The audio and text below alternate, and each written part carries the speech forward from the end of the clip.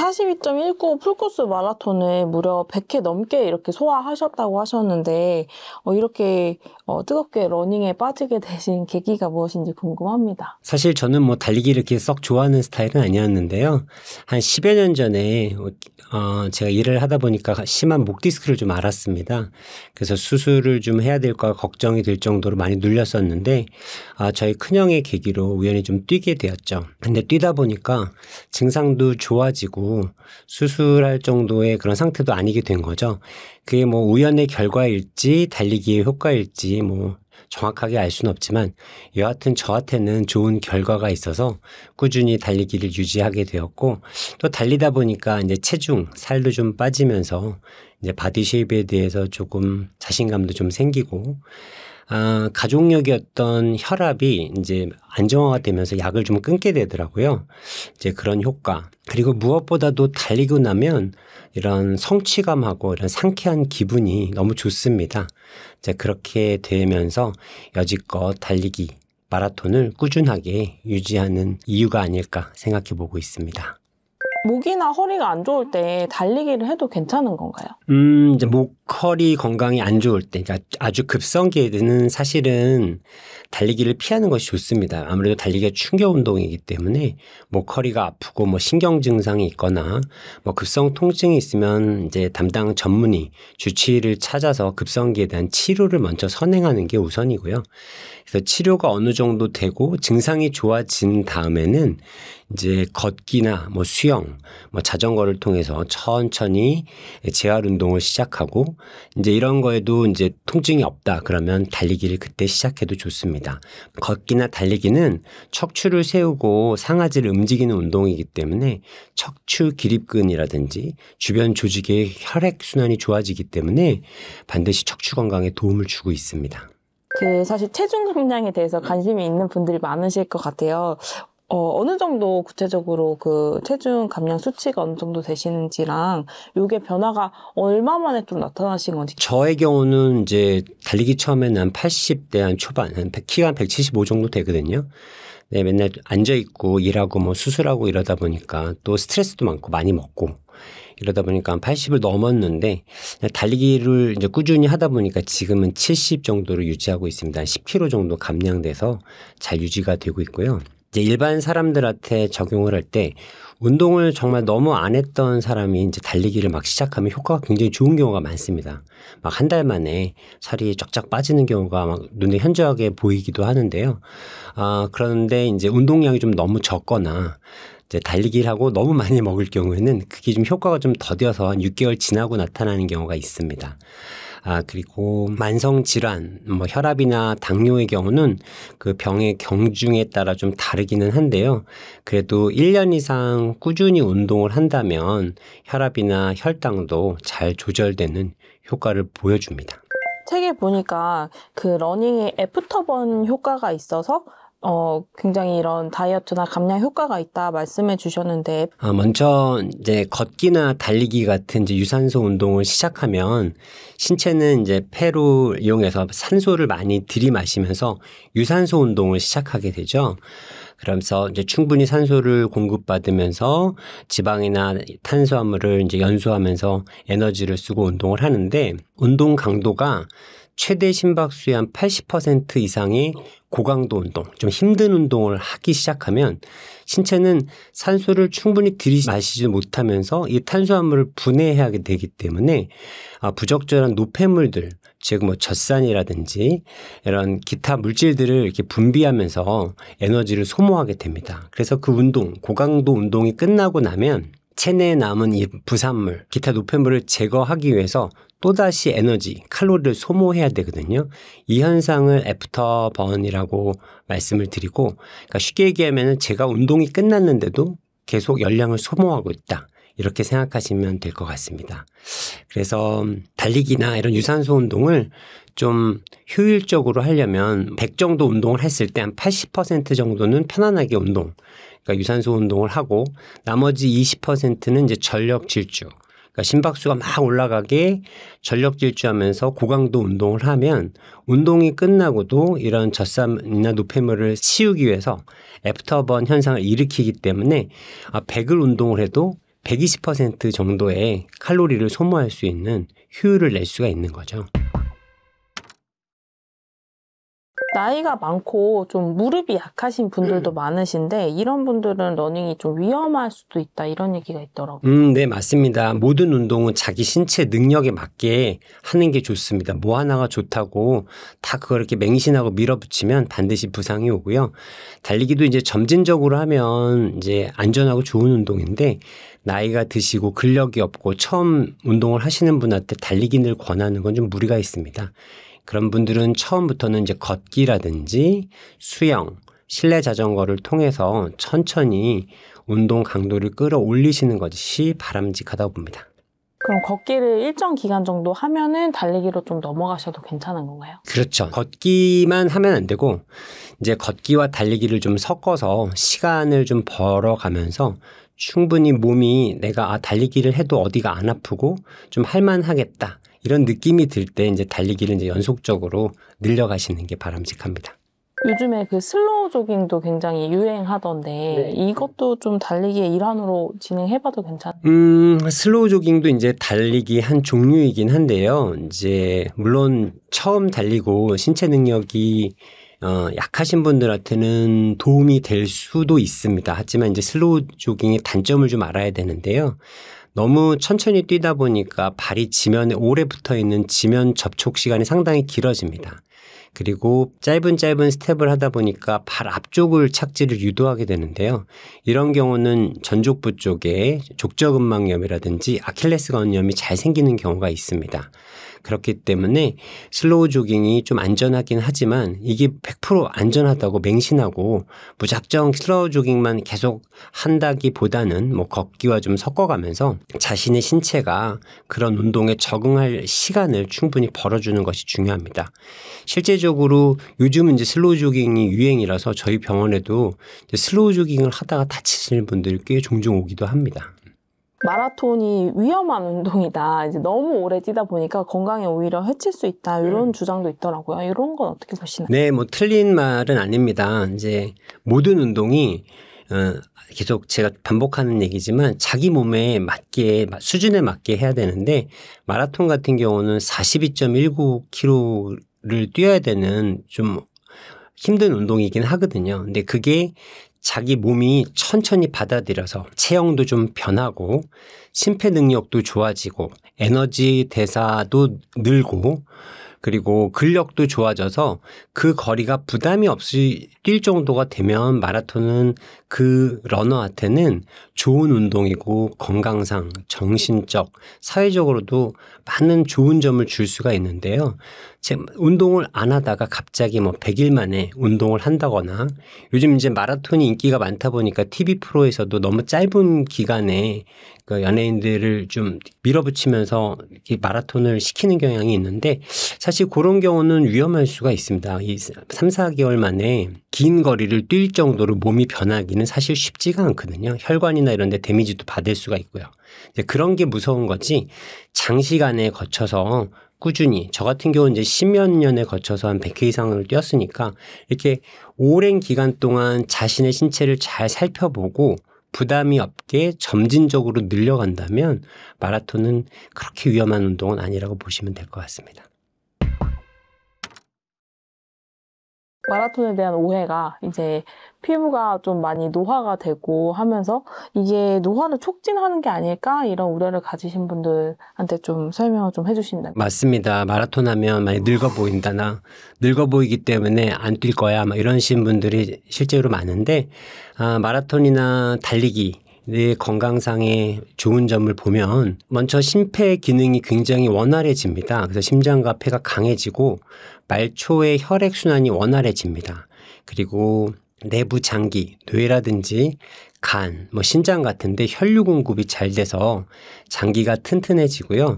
이제 골다공증도 예방할 수가 있고 면역력도 증가되고 항산화 능력도 강화됩니다.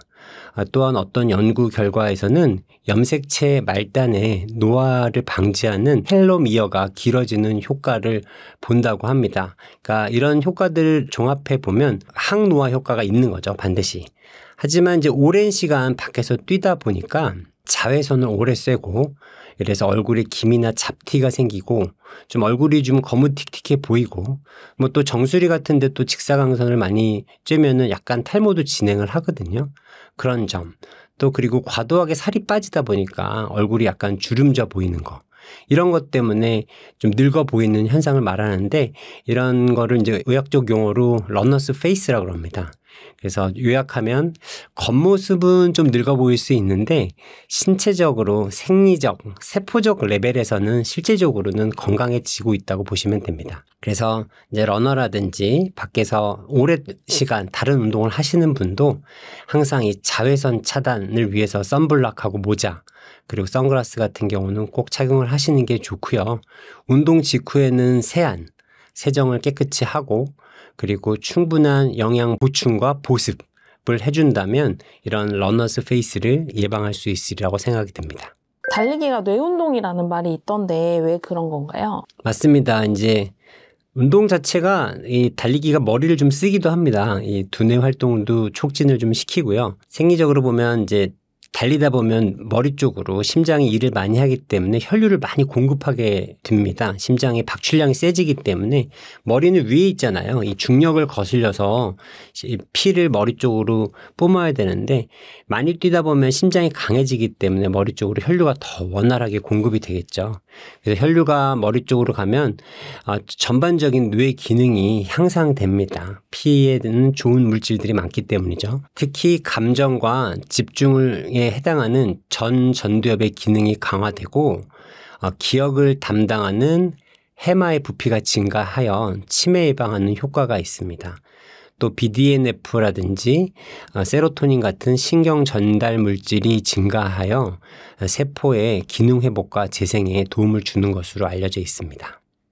그래서 종합적으로 봤을 때 50대 중장년층이 평소보다 1kg 더 뛰면 1억 원을 아낀다고도 말씀하셨는데 이 1억 원의 가치가 어떻게 또 산정이 된 건지 궁금해서 말씀해 주시면 좋을 것 같습니다. 사실 현대는 이제 의료기술이 발달해서 100세, 120세 시대가 이제 된 것 같습니다. 그래서 이런 시대에서는 이제 생명 나이는 연장되었는데 이제 활동 나이가 건강하지 못하다는 것은 상당히 슬픈 일이죠. 예를 들면 뇌졸중이라든지 만성질환, 낙상 등으로 병원에 입원해서 제가 인간으로서 활동을 못하고 누워만 있는다면 입원비, 간병비, 이런 생활비 뿐만 아니라 이런 경제적 지출도 크겠지만 인간으로서의 삶의 가치가 많이 훼손됩니다.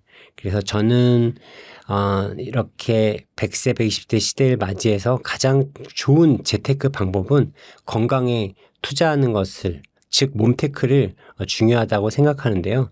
그중에서도 누구나 쉽게 접할 수 있고 혼자 할 수 있는 달리기가 가장 최적의 운동이라고 생각합니다. 달리기를 자기 신체 나이, 그러니까 중년 이후에 자기가 평균적으로 뛸 수 있는 거리보다 평균적으로 1km를 내가 더 뛰었다, 더 뛸 수 있는 능력이 생겼다 한다는 것은 먼저 심장과 폐가 굉장히 튼튼해진다는 것을 말하고요. 그리고 하체 근력이라든지 이런 것들도 개선되고 내부 장기들 좋아지고 인지지 기능도 많이 개선될 확률도 높습니다. 그렇게 되면 이제 만성 질환에 걸릴 확률은 당연히 줄어들겠죠. 그리고 낙상의 우려도 줄어들고 그만큼 의료비와 병원비를 줄일 확률이 높아집니다. 또한 활동력이 증가하기 때문에 경제활동을 더 이어갈 수 있는 확률도 더 높아지는 거죠. 그래서 그런 시대가 오더라도 자기가 스스로 자립할 수 있는 건강과 체력이 있다면 노년의 삶을 더 경제적으로도 연장하고 인간적으로도 풍요롭고 아름답게 만들 수 있다고 생각하기 때문에 그런 가치를 산정했던 것 같습니다. 요즘 걷기나 러닝을 하시는 분들이 굉장히 많은데 또 그만큼 부상도 잦으신 것 같아요. 부상의 주 원인이 어떤 걸까요? 일단은 충분히 뭔가 준비 운동, 웜업이 되지 않은 상태에서 바로 이제 빠른 속도로 뛰기 시작하거나 아니면 근육량이 충분히 만들어져 있지 않은데 불구하고 이제 주변에 보면 막 10km, 20km 뛰었다, 뭐 하프를 뛰었다 이런 얘기들 많이 듣잖아요. 그러다 보니까 과도한 욕심을 내서 거리 욕심, 속도 욕심 이런 걸 내면 가면서 대부분 뭐 종아리 근육에 뭐 부분 파열이 온다든지 아니면 근육 긴장도가 너무 세져서 뭐 근육이 올라온다든지 하는 대부분 이제 근육 부상 또는 너무 과도한 거리를 하다 보니까 이제 그리고 뭐 미드풋, 하인드풋 이게 이제 적절히 뭔가 교차되지 못하고 발바닥에 또 과부하가 가면서 족저근막염이 오기도 하고요. 대부분은 뭔가 준비되지 않은 나의 몸 이게 원인이다라고 할 수 있겠습니다. 그 방금 말씀해주신 미드풋 그게 논란이 될 정도로 굉장히 화제인데 어느 발바닥이 뭐 어느 부위가 닿는 게 더 좋다고 할 수 있을까요? 일단 미드풋이라는 게 이제 발바닥의 중앙부터 착지를 하는 거여서 중앙부터 착지를 하면은 여기 끝에 발가락으로 치고 나가는 거를 조금 더 빨리 가져갈 수 있기 때문에 이제 추진력이 더 좋다. 뭐 이렇게 얘기를 하는데 사실은 이전에 저도 뭐 황영조 선수님이 한 그 영상을 본 적도 있고 저희가 의학적으로 봤을 때도 사실은 우리 몸이 직립보행을 하기 시작하고 또 우리 발이 고안된 형태가 다 이유가 있는 것이거든요. 그래서 제 생각에는 미드풋을 할 경우에는 족저근막에도 무리가 많이 올 수 있고 그리고 종아리 부상이라든지 근육 파열도 훨씬 더 높은 빈도로 일어난다고 돼 있어서 뭔가 추진력과 같은 장점은 있지만 미드풋은 일반인들은 하지 않는 것이 좋겠다. 네, 하인드풋이라고 해서 이제 뒤꿈치가 뒤쪽에 둥글게 생겼는데 그냥 생긴 대로 둥글게 가면서 이 족저근막의 텐션을 너무 주지 않으면서 앞쪽 후어풋으로 넘어가는 그 일반적인 패턴이 더 좋을 거라고 생각합니다. 축구 국가대표팀 주치의로도 활동하셨는데 이제 많이 뛰고 많이 달리는 이제 선수들은 어떤 부상이 좀 많은 편인가요? 이제 축구 경기에서 일어나는 부상의 빈도를 이제 논문이 나온 적이 있어요. 근데 압도적으로 많은 게 역시 발목 부상이고, 그리고 무릎 부상, 그리고 고관절 부상, 뭐 종아리 근육 부상 이런 정도로 있는데 역시 압도적으로 많은 건 발목 부상입니다. 그럼 그런 부상을 방지하기 위해서 뭐 어떤 동작에 스트레칭을 한다거나 이런 주의하는 뭐 준비 자세 신경 쓰는 부분이 있으실까요? 네. 아무래도 이제 그 또 잔디의 저항값이 크고 또 축구를 하는 경우나 그 신발이 또 이렇게 스파이크화라고 해서 신발이 잘 구부러지지 않는 그런 부하가 큰 운동화들을 신고 하기 때문에 아무래도 종아리 근육에 가장 부하가 많이 오게 되죠. 그래서 종아리 스트레칭 그리고 햄스트링이라든지 이게 종아리 아랫부분은 부상이 일어나도 아주 메이저한 부상으로 보진 않는데 무릎 위쪽에 있는 근육에 부상이 오게 되면 굉장히 오래 가고 또 막 몇 년이 지나서도 계속 재발하는 경우가 많아요. 그래서 특히나 이제 근육 중에서도 햄스트링 그리고 종아리 근육은 충분한 스트레칭이 필요하다라고 할 수 있겠습니다. 그 러닝을 많이 해서 무릎이 부상을 입게 되면은 이거를 러닝을 앞으로도 하면 안 되는 건가요? 아니면 회복을 통해서 다시 할 수 있는 건가요? 물론 뭔가 메이저한 부상이 있다면 그게 치료되기 전까지는 안 하시는 게 좋을 거라는 생각을 하고요. 근데 저는 그렇습니다. 이게 뛰는 행동은 굉장히 체중이 잘 분산이 이루어져야 되고 그리고 체중 지지가 양쪽이 이렇게 대칭으로 굉장히 잘 일어날 때 가장 건강하게 뛴다고 생각을 하거든요. 근데 발가락 끝이나 아니면 뭐 발목 어디에 한 부위 심지어는 뭐 엄지발가락 끄트머리 이런 데 한 군데만 아파도 뛰는 자세가 달라져요. 그리고 디딜 때 그 통증을 회피하게 되고 이제 그러다 보면 이게 이제 또 다른 곳에 힘이 들어가고 이쪽으로 다 받아내지 못하면 반대쪽으로 과부하가 일어나거든요. 그러면 결국 어떤 발가락 끝에 통증으로 시작한 게 결국 양쪽 다리 통증이 다 오는 경우도 많이 봤습니다. 그래서 저는 아플 때는 뛰지 마라. 그러면 하루 이틀을 쉬어보는 거죠. 그리고 또 낮은 속도로 다시 한번 시작을 해보는데 괜찮으면 바로 뛰시면 되고요. 근데 만약에 이 아팠던 게 계속 좀 찝찝하다. 그러면 이제 또 하루 더 기다려보는 거고 이런 식으로. 근데 하루 이틀 기다려서 막 1주, 2주가 됐는데도 안 낫는다. 그럼 병원 가셔야 되는 거고. 병원에 가서 이제 진단을 받았는데 메이저한 부상이 아니어서 이제 치료가 잘 됐다. 그럼 또 뛰시면 되는 거고. 이런 식으로 뭔가 자가 휴식 그리고 자가 약 복용 이런 게 1번이고요. 그리고 하루하루 이제 조금씩 체크해 보면서 그리고 해결이 안 되면 병원 가고 병원 가서 해결이 되면 이제 얼마든지 다시 뛰실 수 있는 것이죠. 그 재활의학 측면에서 요즘 러닝화들이 되게 많이 다양한데 좀 이 굽이 높아지는 추세더라고요. 뭐 그런데 요게 좀 무릎에 부담이 될 수 있다는 얘기도 있던데요. 이제 굽이 뭐 단순히 굽이 높다라기보다 이제 안에 완충작용할 수 있는 아주 좋은 것들이 요새 많이 나오더라고요. 그래서 사실 무릎 부하나 발바닥 부하에 선수들 같은 경우는 스피드가 중요하기 때문에 이제 지면 반발 이런 게 개수가 가장 높은 거를 고르겠지만 일반인 같은 경우에는 무릎이나 발목으로 오는 부하를 줄이는 것도 굉장히 중요하잖아요. 우리가 뭐 마라톤 나가서 1등 할 건 아니니까. 이제 그런 측면으로 봤을 때는 저는 쿠션감이 좋은 게 도움이 된다고 생각하고요.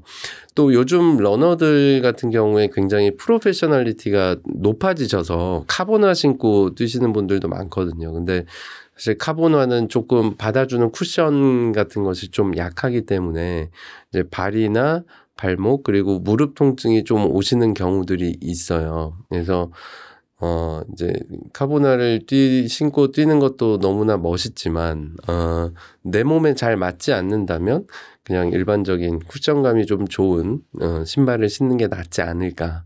5060 세대 이제 좀 나이 드신 분들이 달리기를 해도 된다, 안 된다, 뭐 의견이 다양하더라고요. 원장님 보시기엔 좀 어떠신지? 당연히 뛰어도 된다고 생각하고 있고요. 그런데 이제 그 근육량이 관건이거든요.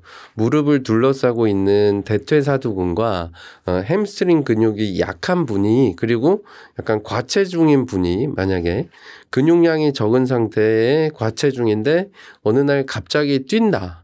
그럼 굉장히 무릎 부하가 많이 갑니다.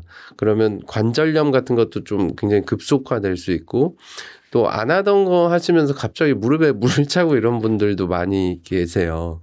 그러니까 어느 날 갑자기 하지 말고 내가 러닝을 하고자 한다면 과체중이신 분들은 조금 줄여서 시작을 하시고 또 근육량, 기초 근육량이 너무 없으면 이제 허벅지나 이제 종아리 쪽에 선행해서 근육량을 조금 키우고 시작하시는 거를 추천을 드립니다.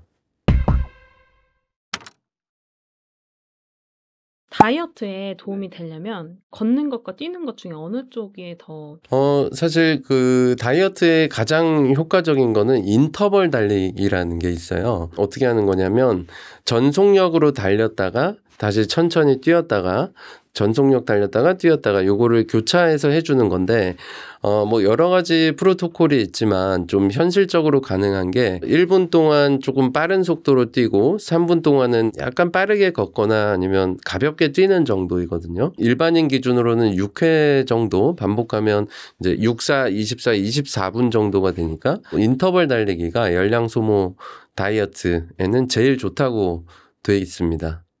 요즘 그 만보걷기 운동하는 분들이 많은데 요런 게 건강에 도움이 되는지 재활의학 측면에서 어떤지 얘기 한번 부탁드립니다. 물론 뭐 걸음걸이는 아주 좋은 운동이죠. 좋은 운동이지만 마냥 만보를 그냥 평탄한 어떤 호흡으로 또 평탄한 심박수로 걷는 것보다는 조금 내가 좀 숨이 차다는 느낌 내지는 땀이 나는 느낌까지는 좀 가져가는 게 좋을 것 같아서 트레드밀 기준으로 한 7에서 8 정도 아주 좀 가볍게 뛰는 느낌으로 하는 게 마냥 걷는 것보다는 좀 낫지 않을까. 이제 많이 걷는다는 거의 기준이 이제 사람마다 다 다르고 그리고 대부분의 부상은 이제 거위발 힘줄염이라든지 아니면 장경인대 마찰 증후군이라든지 이런 게 속도를 좀 높일 때 발생을 합니다. 거위발 힘줄염은 무릎의 안쪽 부분이 굉장히 날카롭게 아픈 것이고요. 장경인대는 우리 무릎을 싸고 있는 가장 바깥쪽의 최외측의 구조물인데 이 두 군데가 결국 가장 안쪽과 가장 바깥쪽을 포장지 같이 싸면서 이렇게 체중이 탁탁 지지가 될 때 이렇게 잡아주는 것이죠. 잡아주는 역할을 하다 보니 양 안쪽 바깥쪽이 가장 좀 질환이 많이 오는 것인데요. 이거는 과도하게 좀 스피드를 올리거나 내가 할 수 있는 양보다 더 많은 거리를 뛰었을 때 이런 현상이 생기는 거라서 완급 조절을 하시면서 러닝을 하시면 문제가 없을 거라고 생각합니다. 정형외과 의사시기도 하시면서 이제 연간 2,000명 이상의 러너들의 데이터를 분석해서 부상이 없는 달리기 자세를 소개를 해주셨는데 달리기 부상의 종류가 우선 어떤 것들이 있는지 좀 먼저 설명해 주시면 좋을 것 같아요. 제가 이제 달리기 쪽을 진료를 시작하기 전에 많은 책하고 논문들을 찾아봤는데요. 사실 우리나라 자료는 없었습니다. 우리나라에서 어떤 달리기 부상이 가장 많고 이런 게 없어서 좀 안타까웠는데 제가 이제 3년간 저희 병원 자료를 모아서 한 3,000명 데이터를 갖고 해외 논문을 준비하면서 최근에 준비한 데이터를 갖고 말씀을 드리면 한 상위 10개 가장 많은 달리기 부상을 설명을 해드리겠습니다. 달리기 부상의 일단 가장 호발 위치는 무릎이죠. 무릎에서 가장 많기 때문에 다들 달리면 무릎이 나간다, 뭐 도가니 나간다는 오해가 있기도 하는데 사실 이제 이런 달리기 부상은 대부분 가역적인 변화로 시간이 지나면 좋아지는 경우가 많습니다. 그래서 무릎에서 가장 많은 달리기 부상이 생겼고 그 다음에는 이제 정강이 쪽, 그 다음에 발 쪽 이런 순으로 일단 부상이 생겼고요. 병명으로는 첫 번째는 이제 무릎 앞쪽에 생기는 이제 러너스 니가 가장 많이 호발했고 두 번째는 무릎 외측의 장경인데요. 이제 세 번째는 정강이 내측의 쉰 스프린트라고 불리는 정강이 부목. 그리고 네 번째는 발목 안쪽의 후경골 건염. 그리고 다섯 번째는 무릎 전면의 슬개 건염. 그리고 여섯 번째는 허벅지 후면의 햄스트링 손상. 그리고 일곱 번째는 아킬레스 건염. 여덟 번째는 발바닥 쪽의 족저근막염. 그리고 아홉 번째는 고관절 외측의 대퇴근막 장근염. 그리고 열 번째는 무릎 내측의 거위발 건염 순으로 달리기 부상이 발생하는 것으로 알려져 있습니다. 이런 부상을 입는 가장 흔한 이유는 어떤 것들이 있을까요? 여러 가지 원인이 있는데요. 달리는 거리, 달리는 양이 크게 증가하였을 때 부상이 가장 많이 옵니다. 두 번째는 좋지 않은 달리기 자세로 달렸을 때, 세 번째는 속도를 급격하게 올렸을 때, 네 번째는 처음 달리기를 시작했을 때 순으로 달리기 부상이 잘 발생했는데요. 종합해 보면 이제 오버트레이닝, 자신의 신체 능력보다 달리는 양과 속도가 늘었을 때 달리기 부상이 잘 온다고 이해하시면 될 것 같고요. 거기다가 좋지 않은 달리기 자세도 한몫 더한 셈이라고 보시면 될 것 같습니다. 추가적으로 말씀드리면 이제 급격한 변화, 평지를 뛰던 사람이 갑자기 산을 뛴다거나 안 쓰던 유형의 신발을 사용했을 때 이럴 때 신체가 적응하지 못해서도 부상이 생기고요. 추가적으로 해부학적 요인, 심한 오다리라든지 안짱다리, 팔자다리, 그리고 과거의 부상 병력, 무릎이 다쳤거나 수술했거나 이런 병력도 달리기 부상의 요인으로 생각해 볼 수 있습니다. 운영하신 채널에서 골반이 불균형이어도 부상이 있을 수 있다고 하셨는데 그것도 골반의 불균형은 사실 제가 달리기 환자들을 자세를 분석해 보면서 데이터나 이런 거는 잘 안 나오는데 저도 그랬고 골반이 많이 흔들리는 게 육안으로 보이는 사람들이 있더라고요. 그래서 이분들에 관한 이런 지표를 객관적으로 모아다 보니까 정말로 골반이 한쪽으로 쏠리거나 한쪽으로 낙하가 되거나 엉덩이 근육이 힘의 차이가 나서 우리가 걷기나 뛸 때 불안정한 사람들이 부상이 많다는 것을 알아냈습니다. 그래서 이거는 논문으로 좀 발표를 했고요. 그래서 모든 운동도 마찬가지고 이 코어, 이 골반 중심 그리고 달리기는 고관절을 사용하기 때문에 그 주변의 근육이 잘 정렬이 잘 맞고 균형 잡히게 움직일 때 부상의 확률을 줄일 수가 있습니다. 그래서 부상을 막기 위해서는 어떻게 해야 될지 이제 여러 가지 제안을 책에서도 많이 해주셨는데 부상 없는 달리기 자세라는 게 어떤 게 있을까요? 달리기 자세는 형이상학적으로 완벽한 자세는 있을 수가 없습니다. 하지만 이제 과학적으로 검증을 해서 부상이 적은 달리기 자세는 있을 수가 있죠.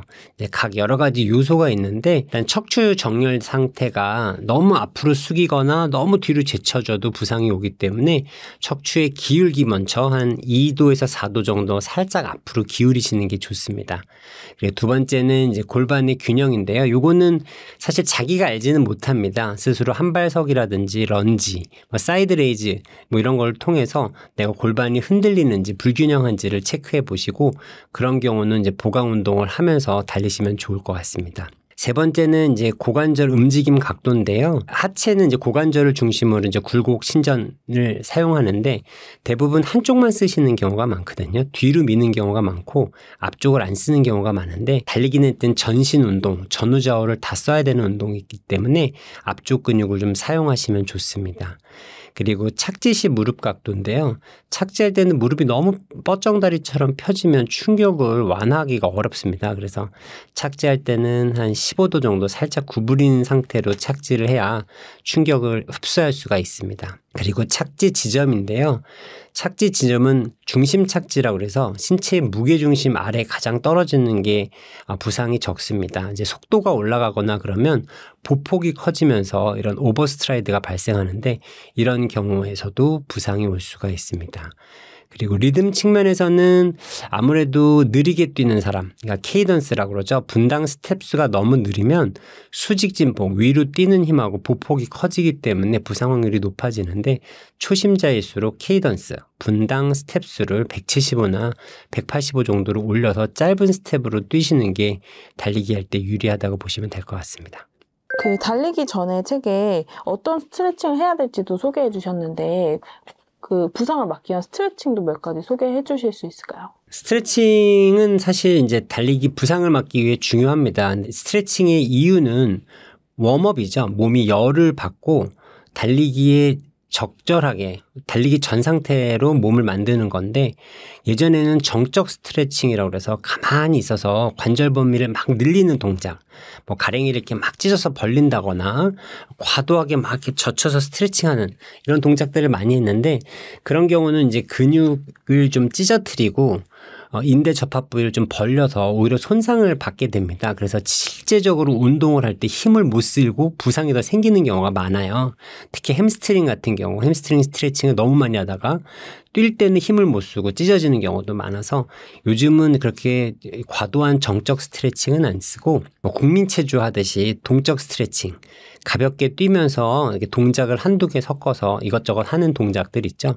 아니면 그런 게 어려우면은 뭐 조깅을 가볍게 2, 3분 한다든가 몸이 열이 나서 운동 전 단계가 되는 게 가장 중요합니다. 그래서 예전보다는 정적 스트레칭보다는 동적 스트레칭이 좋고 동적 스트레칭이 좀 잘 모르겠다 그러면 국민체조 정도 해주시면 좋고 그것도 잘 모르겠다 그러면 2, 3분 정도 아니면 5분 정도 가볍게 걷기나 조깅을 해주셔도 충분한 웜업 스트레칭으로 좋을 것 같다고 생각됩니다. 사실 달리기 하면 요즘 그 가장 많이 검색되는 게 미드풋 논란이지 않을까 싶습니다. 그래서 발바닥에 어떤 면이 바닥에 닿아야 되는지 의견이 분분한데 원장님 의견은 어느 쪽이신지 좀 궁금합니다. 착지가 어떤지를 아셔야 되는데 착지는 일단 발이 지면에 닿는 위치에 따라 말을 하는 겁니다. 여기 보면 발 뒤꿈치 쪽에 닿는 걸 리어풋, 힐 착지, 중족 골두에 닿는 걸 미드풋 착지, 발 앞쪽에 닿는 거를 포어풋 착지라고 합니다. 그래서 사실은 요 리어풋, 미드풋, 포어풋 요 세 가지 착지는 뭐 중심 착지만 이루어진다면은 상당히 안전한 착지고요. 첫 번째, 아주 끝으로 닿는 극심한 리어풋 착지, 그리고 발 아주 끝 앞쪽으로 닿는 극심한 포어풋 착지. 1번하고 5번은 부상이 많은 착지긴 한데 2, 3, 4는 착지할 때 아주 큰 무리가 없습니다. 그래서 착지는 보통 이렇게 나뉘고 착지에 대해서는 이제 두 가지 관점에서 보는 게 좋거든요. 부상이냐 속도냐 측면에서 봐야 되는데 이제 부상은 제 전문이기 때문에 자신 있게 말씀을 드리면 리어풋 착지를 할 때는 달리기 부상이 러너스니 무릎 앞쪽의 통증이라든지 햄스트링 허벅지 뒤쪽의 부상이 오는 경우가 좀 있습니다. 그리고 미드풋이나 포어풋 착지일 경우는 족저근막염이라든지 아킬레스 건염 그리고 정강이 분목이 좀 잘 오는 경향이 있습니다. 이 말은 어떠한 착지도 부상에서 안전한 게 아니고 착지마다 부상이 다를 뿐이다 라는 게 핵심입니다. 그리고 속도 면에서는 일반적으로 속도가 빨라지면 뒤꿈치 착지를 하다가도 미드풋이나 포풋으로 넘어가는 경우가 많습니다. 우리가 100m 달리기를 예를 들면 우리가 누구나 100m 전력 질주라면 뛸 때 앞쪽으로 뛰게 되죠. 그렇게 속도가 빨라지면 발 앞쪽을 쓰는데 장거리나 마라톤의 경우에는 그렇게 해서 42.195를 뛸 수가 없습니다. 그걸 피로 저항성이라고 그러는데요. 선수들도 앞쪽으로 뛰다가도 나중엔 피로해지면 뒤꿈치를 섞어 뛰고 이렇게 자기가 편하도록 부상이 없도록 뛰게 돼 있거든요. 그렇기 때문에 어떠한 착지를 강요하기보다는 자신이 갖고 있는 고유의 힘을 잘 쓸 수 있는 자연스러운 착지를 중심 착지, 무게 중심에 잘 떨어뜨려서 착지를 하는 것이 가장 부상 없이 안전하게 착지를 사용할 수 있는 방법이라고 생각합니다. 본인의 몸에 맞는 강도를 찾아야 된다고 말씀해 주셨는데 그 본인의 몸의 강도 그럼 어떻게 찾아야 될지. 근데 운동 강도, 자신의 운동 강도를 이제 아는 방법은 두 가지가 있습니다. 최대 심박수를 이용하는 방법과 자극적 운동 강도를 이용하는 방법 두 가지가 있는데 먼저 최대 심박수를 이용하는 방법은 최대 심박수는 이제 여러 가지 구하는 방법이 있지만 가장 이제 랜덤하게 편하게 구하는 방법은 220에서 자기 나이를 빼는 방법이에요. 그래서 50세의 경우 최대 심박수는 220에서 50을 빼면 170 정도 되겠죠. 최대 심박수에서 그 영역, 그러니까 최대 심박수의 한 50%에서 60% 영역이라고 하면 한 걷기 레벨이라고 보시면 돼요. 거기에 60에서 70% 레벨이면 조깅, 그리고 70에서 80%면 중등도 강도의 달리기, 그리고 80에서 90%면 젖산역치를 늘릴 수 있는 이런 트레이닝 구간이거든요. 그리고 마지막 90에서 100% 영역은 전력 질주, 인터벌, 아주 고강도 훈련을 말합니다. 그래서 이제 50세 러너가 내가 오늘은 젖산역치를 좀 늘리고 싶다. 최대 심박수의 80에서 90% 영역을 뛰고 싶다. 그러면 이제 시계, 스마트워치를 보면서 워치에는 심박수가 나오니까 스마트워치를 보면서 뛰기 시작해서 170에 80에서 90% 영역인 135에서 150 심박수의 구간을 확인해 가면서 뛰는 것을 말합니다. 그리고 내가 이제 뛰고 나서 좀 쉬겠다, 좀 조깅으로 리커버리를 하겠다 그러면 최대 심박수의 60에서 70%의 구간, 조깅 페이스, 즉 100회에서 120회 맥박수를 보면서 천천히 달리면 최대 심박수를 이용해서 운동 강도를 설정하는 방법이 됩니다. 또한 이제 사실 이게 좀 어려운 게 심박수가 좀 처음 뛰거나 이러신 분들은 많이 불안하고 심박수가 일정하지 않기 때문에 심박을 갖고 정확하게 딱 이 운동 강도를 정하기가 어렵거든요. 보기도 어렵고 뛸 때. 그래서 자각적 운동 강도라는 방법이 있는데 이거는 좀 쉬워요. 내가 뛰면서 옆 사람하고 편하게 여러 마디 할 수 있다. 이런 경우는 이제 조깅 레벨이고 좀 뛰면서 좀 힘들어서 한두 마디도 좀 건네기 어렵다. 이런 경우는 일단 중등도 달리기 레벨 하다가 너무 힘들어서 한마디도 하기 어렵다. 이러면 이제 고강도 레벨로 생각하고 강도를 설정하시면 좋을 것 같습니다. 그리고 이제 허리랑 목 쪽에 대해서 여쭤보려고 하는데 현대인들이 가장 많이 고통받는 게 또 허리 디스크잖아요. 그래서 허리에 안 좋은 자세나 습관 이런 건 어떤 게 있을까요? 일단 뭐 너무나 여러 가지가 있겠지만 이렇게 꾸부정하게 앉는 습관도 아주 안 좋을 것이고 그리고 무거운 물체 같은 걸 들 때 무릎을 구부려서 이렇게 들면 좋은데 허리를 숙여서 들게 되면 근육 염좌 같은 게 올 확률이 높게 되고 그리고 허리를 숙인 상태에서 그러니까 허리가 블록처럼 이렇게 쌓여 있거든요. 근데 요 앞쪽 공간에 이렇게 숙이면 허리가 이렇게 가까워지겠죠, 앞쪽이. 근데 가까워진 상태로 압력 부하가 증가되면 이제 그 모든 물질의 압력이 높은 데서 낮은 곳으로 빠지기 때문에 외상성 디스크나 이런 게 또 반복되게 되면 디스크가 생길 확률이 높아집니다. 그래서 물건을 들 때 무릎으로 굽혀서 들자. 네. 그럼 허리 아픈 사람이 좀 절대 하면 안 되는 운동 같은 게 있을까요? 일단 제가 경험적으로 봤을 때는 데드리프트가 참 안 좋은 것 같아요. 이게 데드리프트가 한 15도 정도를 숙인 상태로 이제 무거운 물건을 들게 되는데 그렇게 되면 요추 특히 이제 4번, 5번, 1번 이런 쪽에 간격이 확 좀 가까워지거든요. 그 상태에서 또 하중부하가 생기면 디스크가 생기기 쉬운 것이죠. 데드리프트가 안 좋고 또 같은 비슷한 원리로 윗몸 일으키기 또한 윗몸 일으키기를 하는 동안 척추가 굴곡 위가 되면서 앞쪽 부분에 압력이 높아지기 때문에 마찬가지로 디스크 환자분들이나 이런 부분들한테는 좀 악영향이 올 수 있고 또 SLR이라고 해서 다리를 그냥 통으로 드는 복근 운동이 있어요. 근데 그것도 특히 요추 5번과 1번의 앞쪽 부분의 부하를 굉장히 많이 주기 때문에 허리 환자에게는 권하지 않는 운동이 되겠습니다. 그럼 혹시 반대로 허리가 아픈 분들에게 권하시는 운동이 있을까요? 사실 제가 가장 환자분들한테도 많이 말씀드리고 또 저도 효과를 많이 봤던 운동은 로잉이에요. 로잉이라는 게 이렇게 케이블을 잡고 이렇게 뒤쪽으로 숙여가면서 이제 다리도 쓸 수 있고 이게 또 팔 근육을 당겨서 팔도 쓸 수 있고 또 이제 이 코어를 쓰려고 하면 팔을 쭉 편 상태로 코어의 힘으로 뒤로 가면 또 코어 운동도 되고 그다음에 또 팔의 힘을 좀 뺀 상태로 다리 위주의 다리를 미는 위주로 가면 또 다리 운동도 되고 그리고 허리를 직접적으로 이렇게 펴주는 운동이기 때문에 허리 뼈와 뼈 사이 앞쪽 디스크에 부하가 많이 가지도 않고요. 제가 가장 추천하는 운동은 로잉입니다.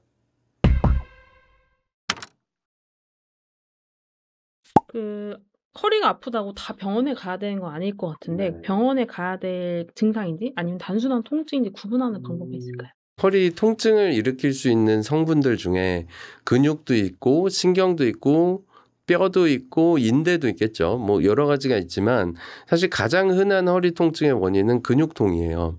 근데 일반인들이 이게 근육통인지 신경통인지 뭐 디스크인지 이거를 구분하기 굉장히 힘들기 때문에 일단 이게 근육통일까 이런 걸 고민하시기보다는 내가 통증이 이제 하루 이틀 정도 약을 먹어보고 호전이 되지 않는다. 그러면 차라리 빨리 병원에 가시는 게 낫습니다. 왜냐하면 일상생활 동작 중에 허리가 아픈데 안 아픈 곳을 또 움직이게 되고 그러면 안 아파도 되는 곳이 2차적으로 아파지고 결국 병원에 가서 치료받는 기간도 더 길어지고 아파지는 기간도 더 길어지기 때문에 한 하루 이틀 정도 쉬어보고 집에 있는 뭐 타이레놀 같은 걸 복용을 했는데도 계속 아프다. 그러면 병원에 가는 게 빨리 가는 게 이 총 치료량을 줄일 수 있을 것 같고요.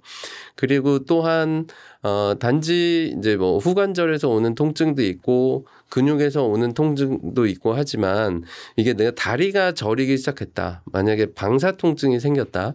이거는 약간 카테고리가 신경뿌리병증이라는 걸로 바뀌어가는 거거든요. 그래서 다리가 저리는 신경 증상이 생기기 시작하면 꼭 병원에 내원하시는 게 좋을 것 같고 뭐 당연히 마비가 오거나 힘이 빠지거나 다른 더 메이저한 문제가 생기는 경우는 당연히 더 그렇겠죠.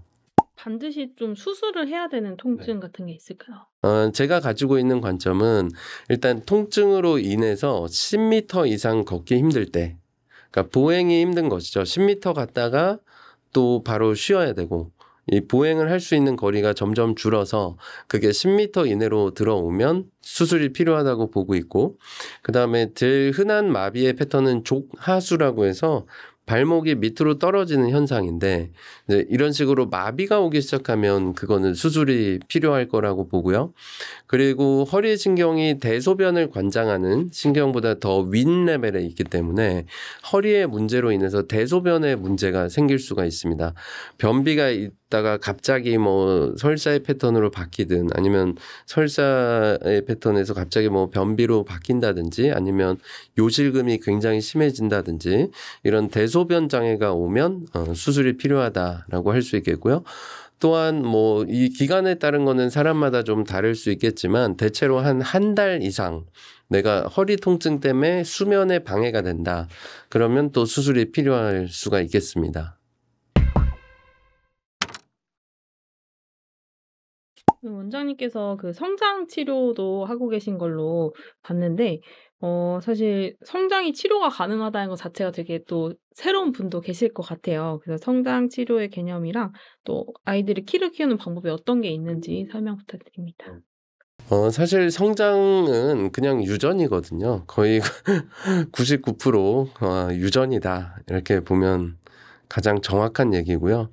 그렇지만 유전인 거는 알겠는데 이제 내가 갖고 있는 어떤 유전자 내에서 최대한 클 수 있는 방법이 무엇이냐. 키가 저신장으로 전체 3%일 미만, 그러니까 100명 중에 3등 이내에 들어가면 이제 저신장증이라고 해서 그럴 때는 뭔가 이유가 있을 수가 있거든요. 성장 호르몬이 뭔가 머리의 문제로 인해서 덜 분비가 될 수도 있고 또 성장 호르몬이 잘 나옴에도 불구하고 뭔가 소화 당뇨라든지 그러니까 이게 성장 호르몬하고 하나의 수용체를 놓고 의자 뺏기를 하는 다른 호르몬들이 좀 있습니다. 다른 물질들이 있는데 의자 뺏기를 하는 그 물질들이 증가해 있으면 성장 호르몬이 의자에 앉을 수가 없기 때문에 이제 이런 종류가 만약에 있다면 이런 위험 요소 그리고 성장 저해 요소를 제거해 주는 게 성장 치료가 될 것이고요. 우리가 흔히 이제 하는 그런 성장 호르몬 치료, 이거는 정상적으로 커가는 아이를 조금 키를 더 키우고 싶어서 부스터 할 때 사용하는 성장 호르몬인데, 이거를 성장 치료라고 잘 표현하지는 않는 것 같습니다. 그럼 이거를 이제 판단하기 위해서 성장판 검사라는 거 하는 것 같은데 요거는 언제 하는 게 제일 좋은가요? 골든타임이 있나요? 제가 생각하는 골든타임은 여아 기준으로는 7에서 8세, 그리고 남아 기준으로는 8에서 9세가 될 것 같고요.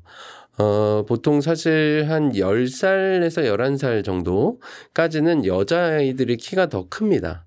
평균치를 봐도 더 커요.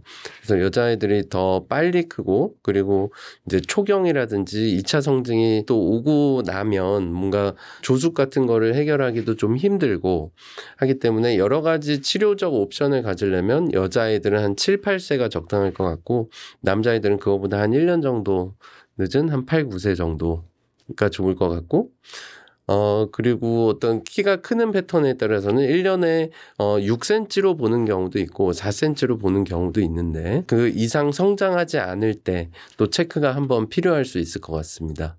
그럼 이렇게 성장 호르몬을 통해 가지고 최대 몇 센치까지 클 수가 있을까요? 사실 그거는 예측이 불가능한 것이고요. 이제 성장 호르몬을 키를 키우기 위한 목적으로 약제가 개발될 때 했던 스터디는 한 사람을 놓고 이 사람을 일생에 거쳐서 성장 호르몬 치료를 해보고 또 한 번은 안 해보고 이러면 가장 정확하겠죠. 근데 그런 스터디 디자인 자체가 불가능하기 때문에 다 거의 일란성 쌍둥이를 대상으로 스터디가 되어 있습니다.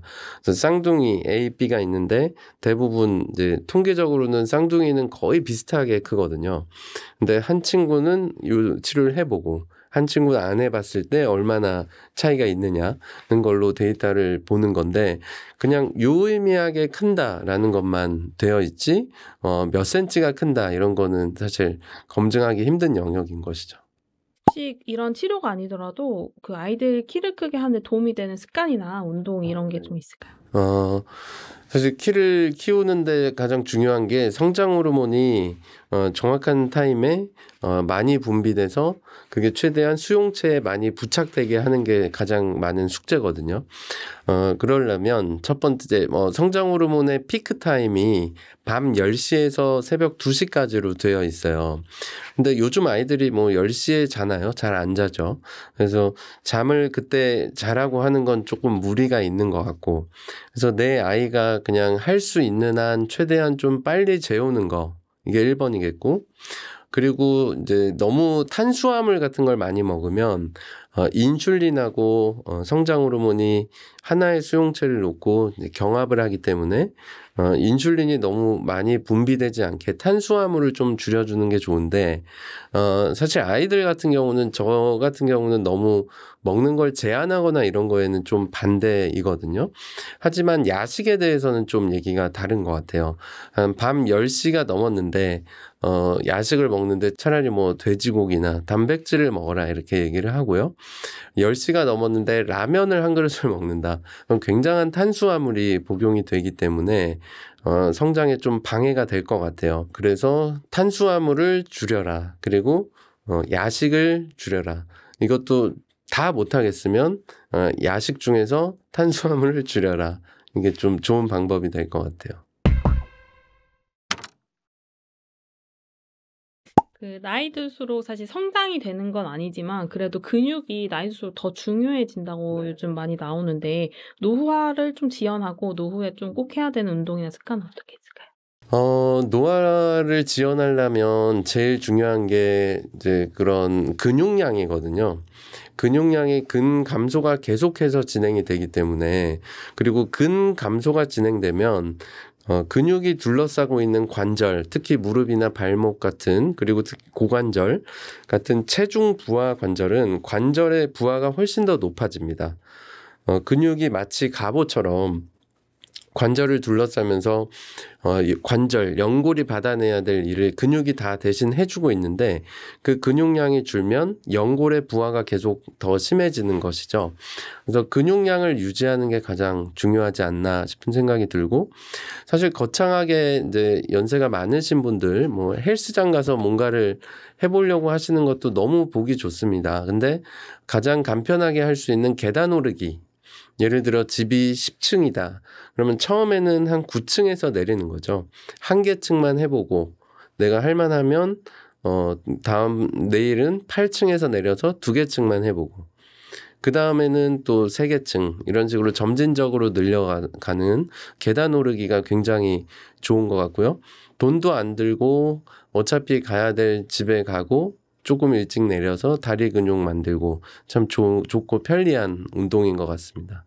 혹시 요즘에 그 재활의학과 많이 방문하는 분들의 어떤 비중? 많은 부상의 비중이 보통 어떤 증상이 많은지. 근데 최근에는 이제 라켓 스포츠, 뭐 테니스로 인한 엘보우라든지, 그리고 골프를 치다가 또 허리 부상 환자분들도 많으시고, 또 요새 또 워낙 러닝이 인기잖아요.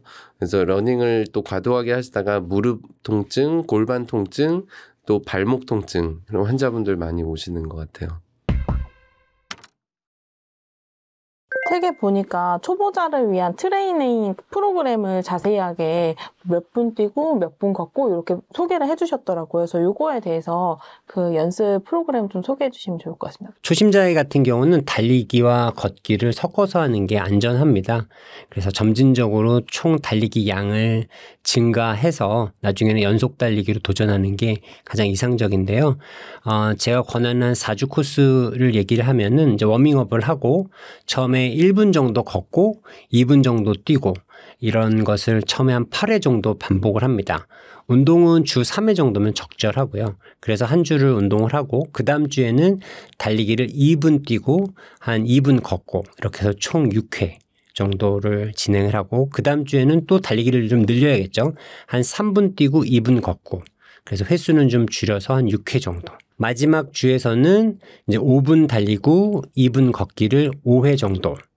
이렇게 하게 되면 마지막 주에는 벌써 25분 정도를 뛰고 걷는 것까지 하면 30분 이상의 운동이 되거든요.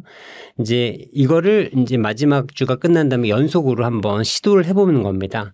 속도와는 상관은 없이 약간 걸어도 되니까 30분 이상 운동을 멈추지 않고 한번 도전을 해보면 자기도 모르게 한 반 이상은 거의 미션에 성공할 수가 있고 이렇게 달리기를 부담 없이 친숙해진다면 5km, 10km 이렇게 충분히 순차적으로 도전해 가실 수 있을 거라 생각됩니다. 매일 뛰는 게 아니고 이렇게 주 3회 정도로 그 휴식기를 넣어야 되는 이유가 있을까요? 네, 달리기는 이제 사실은 이제 충격 운동입니다. 체중의 3배에서 8배까지 몸이 받는 이런 과정이 있거든요. 그래서 충분히 연습되지 않는다면은 달린 다음에 이 근육이라든지 조직들이 약간 아프고 손상되는 경우가 있어요. 근데 이거를 하루나 이틀, 24시간이나 48시간을 기다려주면 조직들이 알아서 치유가 되고 좀 다 강해지는 효과가 있거든요. 이제 그런 다음에 다시 운동을 해야 안 아프고 점진적으로 이렇게 단련이 되는 건데 이제 그런 기간이 없이 계속 밀어붙인다 그러면 조직이 손상만 오겠죠. 그러니까 예를 들어서 우리가 복싱을 한다고 생각해 보세요. 복싱을 하게 되면 미트를 치면 주먹이 많이 아프잖아요. 계속 치면 얼얼해서 운동을 할 수가 없습니다. 하지만 그런 선수들도 단련하기 위해서 시간을 두고 순차적으로 장시간 운동을 하면 이 주먹도 단련이 되고 권투도 늘겠죠. 달리기도 마찬가지로 계속 밀어붙이는 게 아니라 하루는 뛰고 하루는 쉬고 이런 식으로 몸을 천천히 단련해 나간다면은 정말 부상 없이 안전하게 달리기를 즐기실 수 있습니다. 만약에 러닝머신에서 달리기를 한다면 어떤 설정을 하고 달리는 게 좀 도움이 될까요? 이제 러닝머신에서 뛸 때는 먼저 트레드밀에서 이제 걷는 거 먼저 하는데 한 200m나 뭐 500m 간격으로 걸으면서 속도를 0.5씩 올려보는 게 좋습니다. 좀 빠르게 걷기, 뭐 파워워킹, 뭐 조깅, 뭐 러닝, 뭐 템포러닝 이런 순으로 이렇게 쭉 올려보다가 자신의 호흡하고 자신의 러닝이 가장 편안한 상태를 선택을 해서 그 영역이 자기의 이지러닝, 자기의 조깅 페이스에 맞는 러닝 속도라고 보고 그 속도 구간에서 연습을 많이 하시는 것을 권장합니다.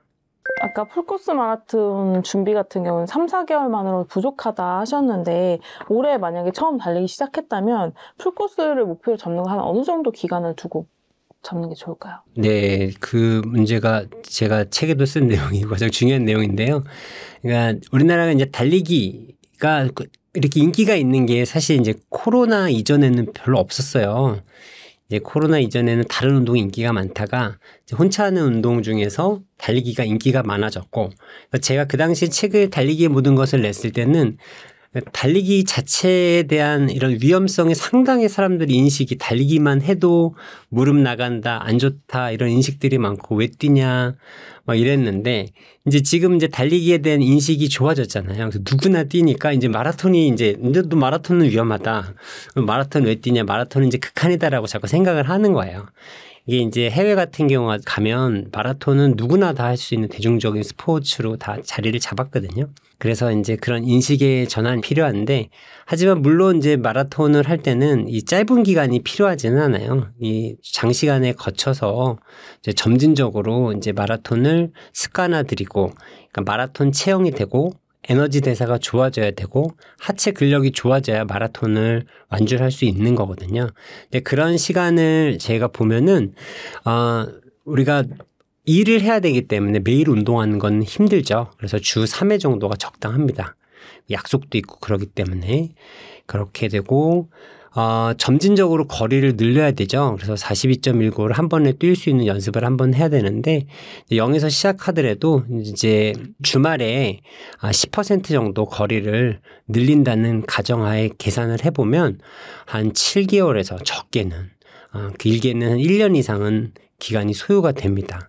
그 정도의 장시간을 투자해서 점진적으로 몸이 변하고 강해져야 마라톤을 안전하게 즐기실 수 있을 거라고 생각이 듭니다. 풀코스 마라톤 이제 준비물도 궁금한데 책에 좀 자세하게 설명해 주신 것들 소개해 주시면 좋을 것 같습니다. 풀코스 마라톤을 뛸 때 가장 중요한 거는 충분한 준비와 뛸 수 있다는 자신감이 가장 중요합니다.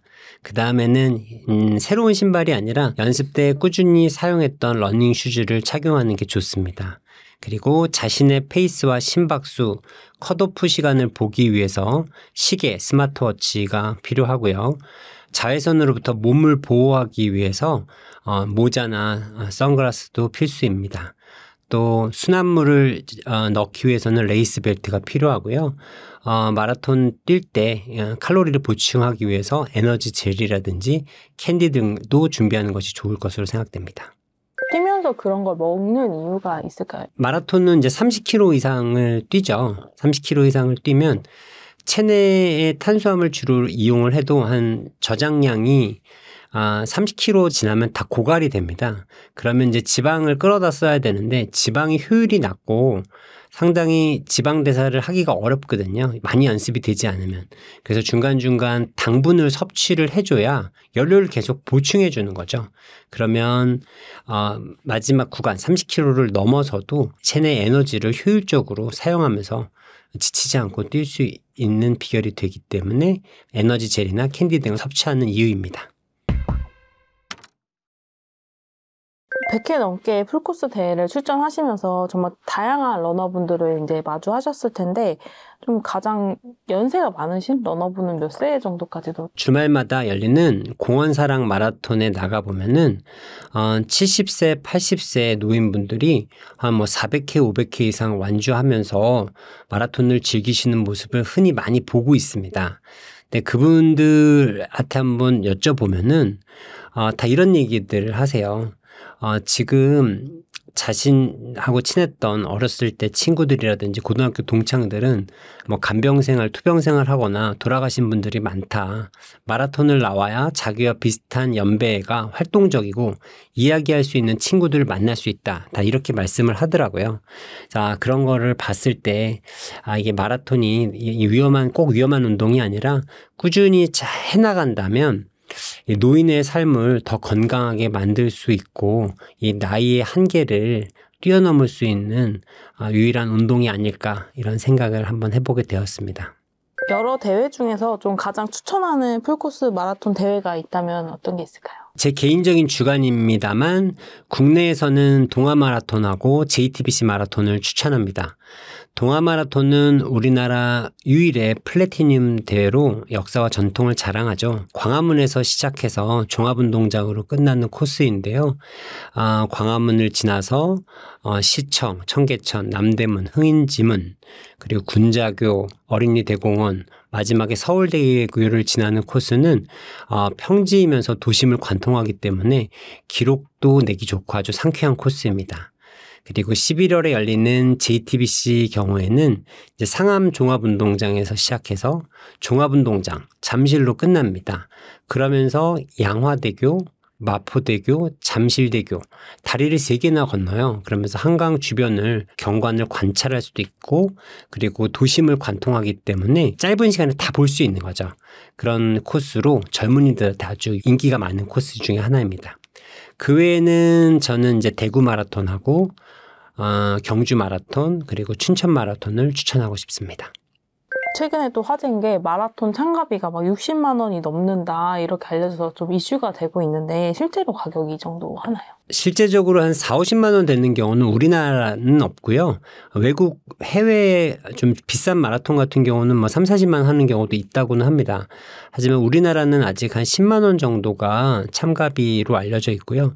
그렇게 고가의 참가비로 올라간 이유는 이제 마라톤이 인기가 많아지다 보니까 상품들이 다 솔드아웃되고 그래서 회사들 그러니까 주최 측에서 다른 신발이라든지 다른 구스들을 좀 끼워 팔면서 좀 거품이 낀 것 같은데요.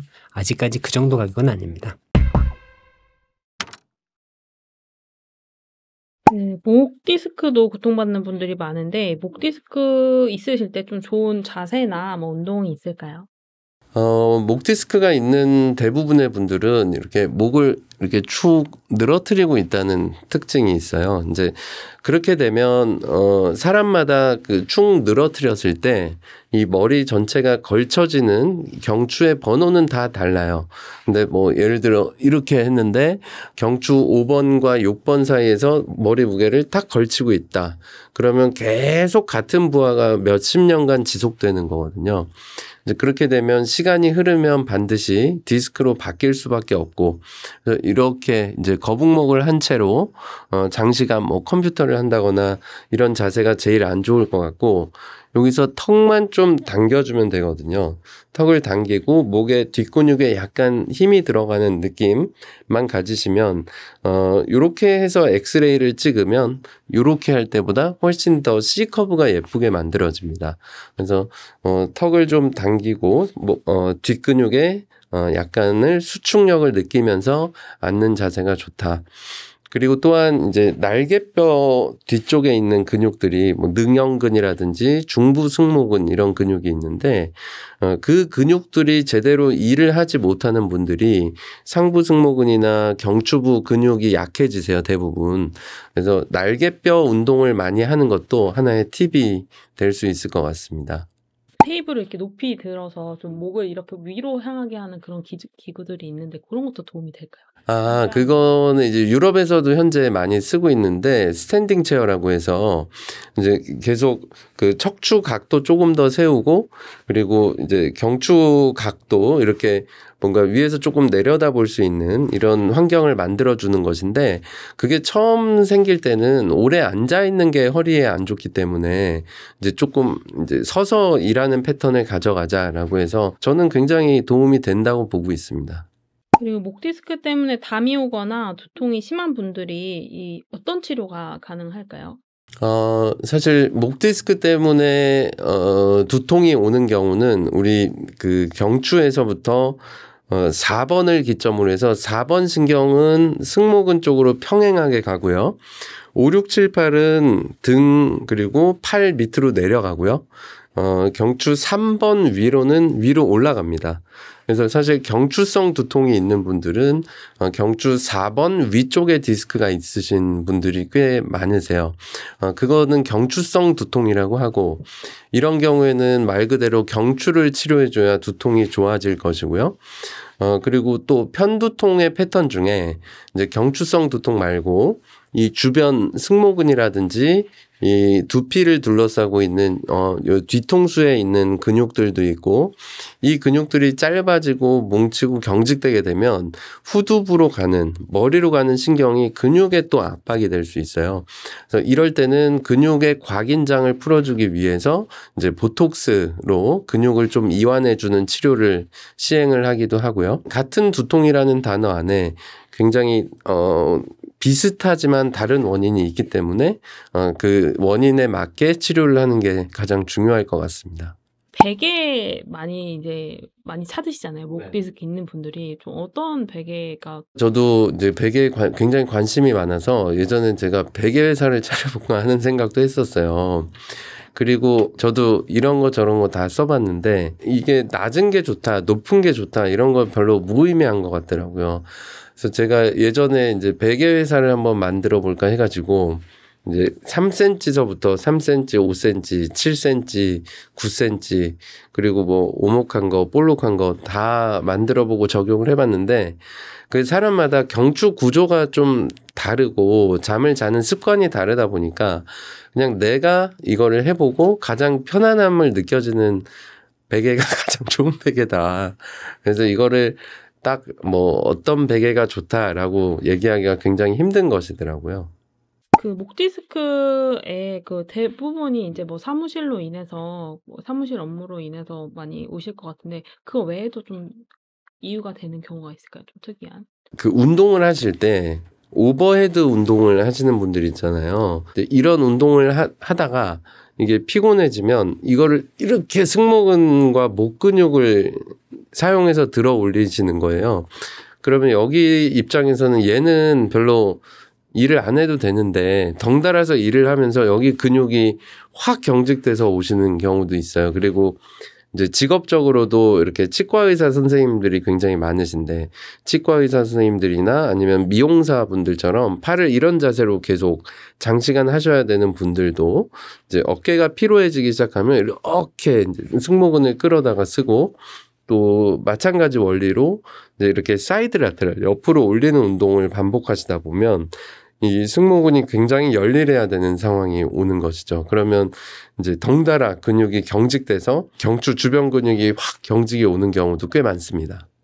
이렇게 몸을 좀 거꾸로 해서 목을 좀 뺀다던가 아니면 목 겨닝기라던가 이렇게 민간에서 이뤄지는 어떤 여러 스트레칭 도구들이 많은데 그런 것도 써도 괜찮은가요? 아니면 좀 위험한 편? 사실 거꾸리는 저는 원리는 굉장히 찬성을 하고 있고요. 좋은 원리라고 생각을 하는데 이게 근데 부상이 생각보다 많으세요. 왜냐하면 거꾸리에 굉장히 익숙하신 분들은 이렇게 휙 해서 휙 내려갔다가 쭉 늘리고 휙 이렇게 하시는데 이게 익숙하지 않은 분들은 하다가 허리에 힘을 주면서 염좌 생기는 분들이 생각보다 많습니다. 그러다가 이제 한번 딱 삐끗하니까 거꾸리가 이제 무서워지고 이런 분들이 꽤 있어서 조금씩 점진적으로 한번 경험을 해보시고 각도에 대비하면서 다치지 말게 해야 되겠다라는 생각이 듭니다.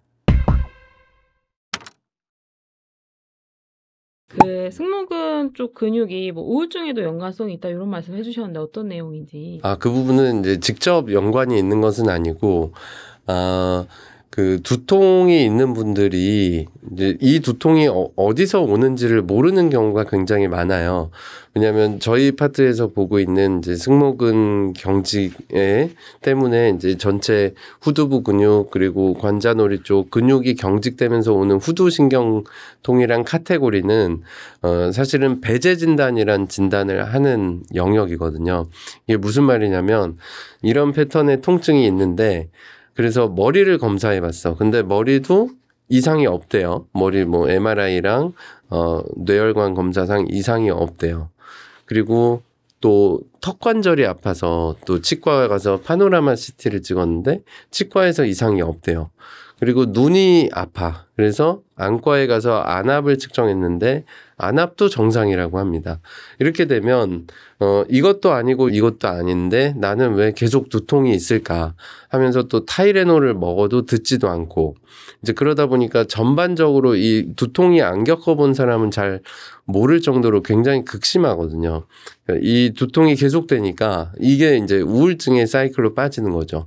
우리가 흔히 뭐 대부분의 질병은 여기가 아프면 여기가 이러이러해서 아파요 이렇게 딱 답을 내리잖아요. 근데 이렇게 배제 진단을 통해서만 최종 진단을 남길 수 있는 케이스 같은 경우에는 이제 그런 과정이 굉장히 오래 걸리는 것이고 또 이 치료를 하거나 이 진단을 하는 병원을 찾기도 조금 힘든 부분이 있어요. 그러다 보니까 과연 나의 이것은 무엇일까 하면서 이제 제가 뵙는 환자분들은 유병 기간이 막 20년, 30년 이렇게 되면서 이게 나을 수 없구나 이런 생각이 드시면서 이제 전반적으로 우울감이 이제 쌓이시는 거죠.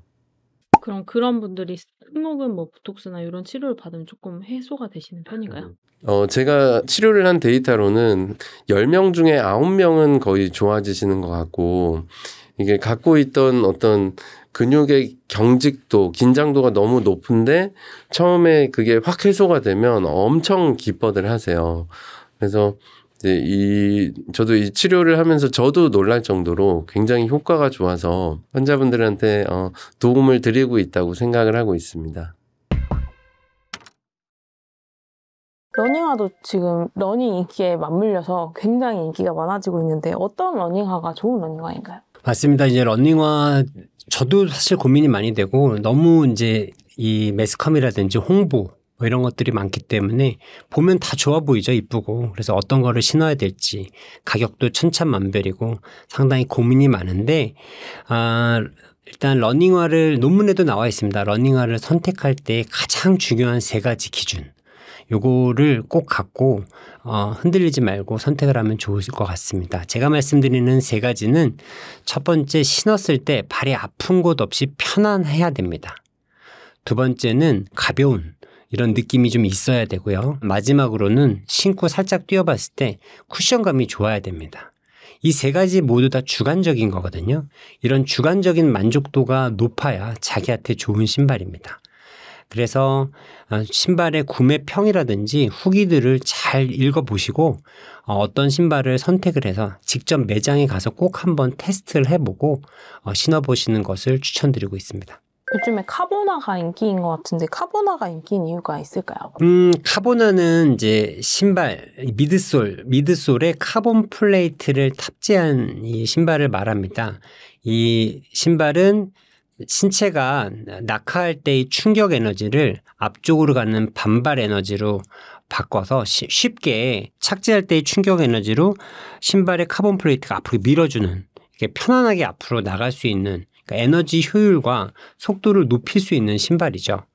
그래서 이 신발을 갖고 엘리우드 킵초게가 비공식 대회에서 정말로 2시간 벽을 깼습니다. 인간의 벽이라는 물론 인정은 안 된 대회였지만 그 대회 이후로 카본 플레이트의 효과가 입증이 됐고 많은 선수들하고 러너들이 대회에서 좋은 기록을 내기 위해서 많이 구매하고 인기가 치솟고 있습니다. 그 러닝화를 오후 5시 이후에 사야 된다고 책에서 설명해 주셨는데 그 이유가 무엇인가요? 신발은 이제 달리기, 특히 마라톤 신발 같은 경우는 약간 여유 있는 게 좋습니다. 타이트한 것보다. 물론 사람에 따라 다를 수가 있습니다. 어떤 사람은 꽉 맞아야 좋은 사람이 있겠지만 제가 말씀드린 건 일단 통계적으로 보편적인 건데 이게 그 이유가 왜냐하면은 그러니까 우리가 마라톤이나 장시간을 뛰게 되면 다리가 나중에 좀 붓게 되거든요. 그러니까 처음부터 타이트하면 나중에는 붓기 때문에 압박감이 상당히 심해집니다. 그리고 너무 꽉 조이게 되면은 발 끝에서 압력이 높아지면서 발톱도 빠지기 쉽고요. 그리고 혈액순환이 개선이 안 됐기 때문에 통증도 많이 오는 경우가 많습니다.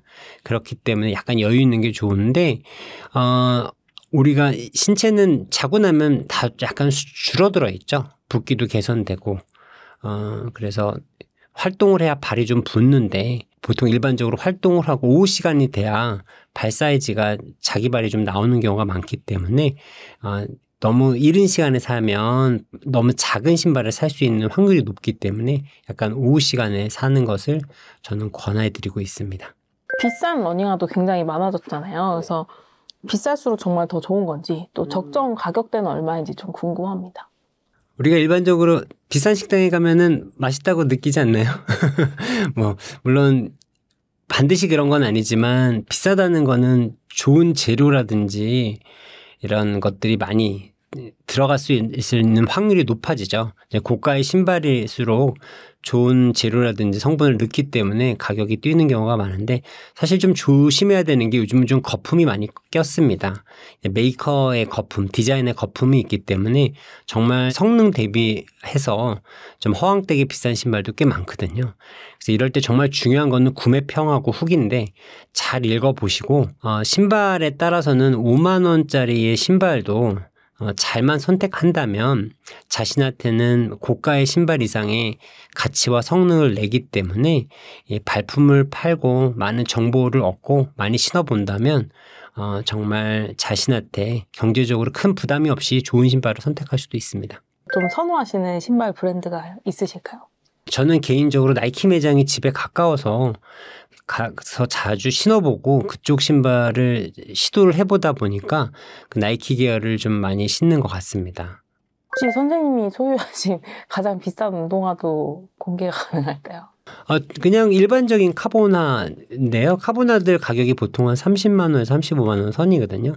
그 정도인데 대회 때 주로 신고 저는 카보나는 거의 대회나 인터벌 훈련할 때만 신고 조깅하거나 이럴 때는 그냥 일반적인 범위에서 신고 있습니다. 반대로 그럼 달리기 할 때 좀 절대 신으면 안 되는 좀 피하면 좋은 운동화나 신발 이런 게 있을까요? 사실 그런 거는 개인한테 안 맞는 신발이겠죠. 절대 안 맞는 신발이라는 건 말하기 좀 어려운 것 같은데 이렇게 생각해 볼 수는 있을 것 같아요. 자기가 발 사이즈에 안 맞는 신발을 억지로 신는다. 이거는 아닌 것 같아요. 누가 선물을 했는데 이 신발이 너무 비싸고 좋고 꼭 너무 이쁜데 신어보고 싶은데 발이 안 맞아요. 근데 이런 신발을 신으면 반드시 어디가 아프고 탈이 납니다. 두 번째는 이제 드롭인데 일반적으로 대부분 사람들은 뒤꿈치 착지를 하거든요. 우리가 어려서부터 신발을 신기 때문에 이렇게 뒤꿈치로 이렇게 떨어지는 게 편해서 신발을 신으면 뒤꿈치 착지를 합니다. 그래서 신발에 번호차가 있어요. 드롭차가. 그래서 앞 쿠션하고 뒷 쿠션 차이가 있는데 보통은 6에서 8mm 정도로 뒤가 살짝 높아요. 그래서 뒤꿈치가 닿아도 편안하게 떨어지는 이런 착지를 유도하게 됩니다. 근데 이런 뒤꿈치 착지를 하시는 분이 드랍이 0, 제로 드랍이라고 있어요. 앞뒤가 똑같은 신발. 이런 신발을 신는다면 상당히 갑자기 불편하게 느낄 거예요. 이 제로 드랍은 미드풋이나 포풋을 위한 착지거든요. 그래서 이렇게 자기가 착지가 어떤지를 알고 자기한테 맞는 이런 드랍을 선택하는 것은 중요하다고 생각합니다. 그리고 또 하나는 요즘 이제 안정화인데요. 안정화는 사실 이름은 안정화지만 실제적으로 뜯어보면 보조기에 가깝거든요. 심한 평발, 아치가 많이 무너진 평발한테는 도움을 주지만 일반 분들한테는 크게 의미가 없습니다. 그리고 발목이 불안한 사람도 안정화는 도움이 안 되거든요. 발목이 불안하면 농구화를 신어야지 신발 갖고 발목은 교정이 될 수가 없죠. 그래서 이제 안정화를 이렇게 좋다고 그래서 발 모양도 그냥 평발도 아니고 약간 낮은 아치 정도인데 자꾸 안정화를 선호하는 경우가 있는데 그런 것보다는 발목 강화 운동을 많이 하고 발을 튼튼하게 해서 일반적인 쿠셔나를 신는 게 더 도움이 된다고 생각합니다. 만약에 그 직장인이 퇴근길에 컨버스나 구두 같은 거 신고 좀 달리고 싶어 이렇게 했을 때 그런 신발로도 달려도 괜찮을까요? 물론 트레이닝이 잘 된다면 상관은 없겠죠. 많이 뛰던 사람이 그렇게 뛴다 그러면 장거리가 아니고 1, 2km 뛴다 그러면 상관이 없고, 컨버스 같은 경우도 문제는 안 될 것 같은데 구두는 좀 아플 수가 있겠죠. 그리고 구두가 또 상하잖아요. 구두가 더 비쌀 것 같은데. 책에 식단도 제시를 해주셨는데 달리기를 하니까 마음껏 먹어도 된다 이렇게 생각하는 분도 많을 것 같은데 적절한 식단은 어떤 것들일까요?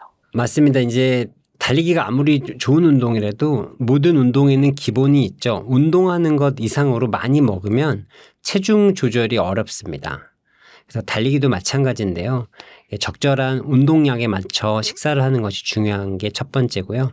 그리고 달리기를 한다 그러면 우리가 이제 탄수화물을 주로 에너지를 쓰기 때문에 당분물 주로 위주, 그러니까 밥이라든지 탄수화물만 많이 섭취하시는 분들이 많은데 반드시 단백질을 같이 적절하게 섭취해 주시는 게 좋습니다.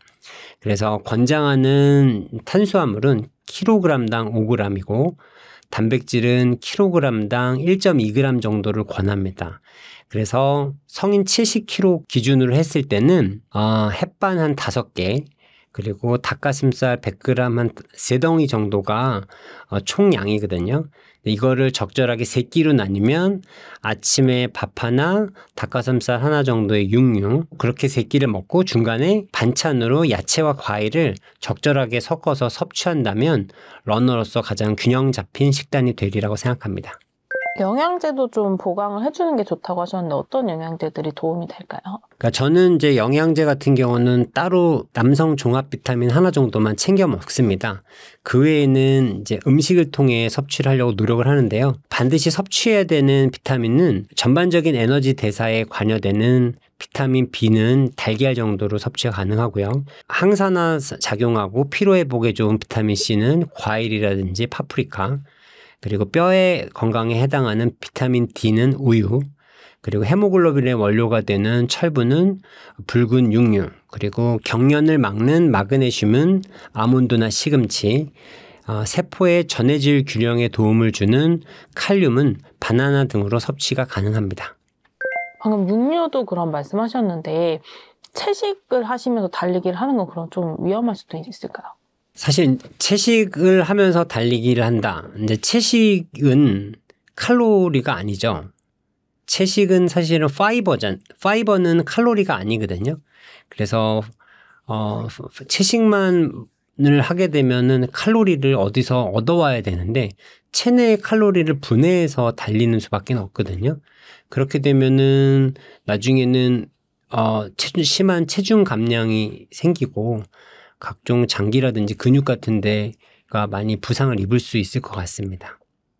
10년 동안 이제 건강하게 달리신 원장님의 어떤 운동 루틴 이런 게 궁금하실 수도 있을 것 같은데 원장님께서는 이제 어떤 주기로 어떻게 이제 일상적으로 운동을 진행하시는지도 소개해 주실 수 있을까요? 저는 이제 철인 3종을 대회를 준비할 때랑 일반적인 마라톤 대회를 준비할 때랑의 대회 운동 방법이 좀 다른데요.